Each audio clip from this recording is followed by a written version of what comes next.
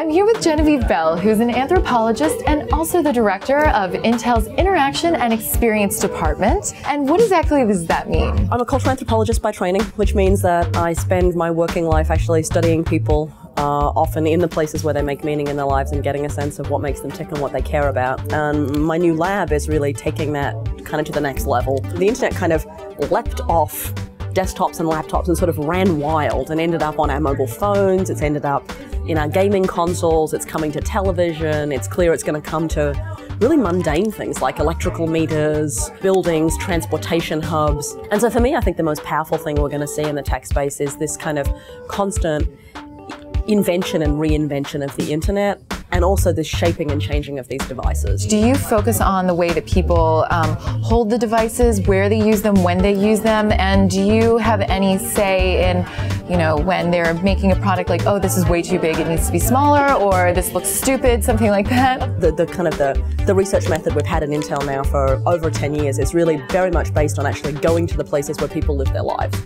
So it's one thing to call someone up, drag them into a lab.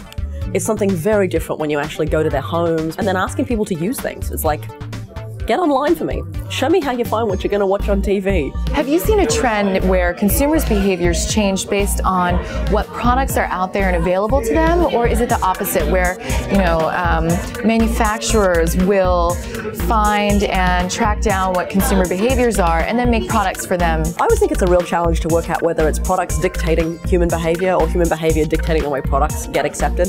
And for me, I think there's always an interesting kind of dialectic relationship there. Some products clearly shape the way we will use them because of their physical form factors. And in some places we really push the boundaries on what we're going to do with those devices. And in either case you find people creating really unexpected relationships.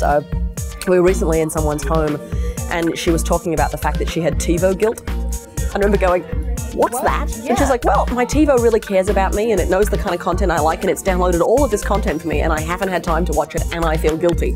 And I thought, okay, so here's a device that has become so part of your daily life that you feel bad about not doing what it's asking you to do. Each new generation of technology gets closer to us as people, not just as users. And that sense that technology kind of gets deeply embedded in our lives to the point that we don't think about it as technology anymore. We just think about it as how I talk to my mom and how my partner and I, communicate and what my kids are doing at school. And I think for me, that kind of constant bedding down of technology in our lives is really kind of remarkable. If you're interested in learning more, you can go to intel.com/research. I'm Ellie Rountree, and this has been RocketboomTech.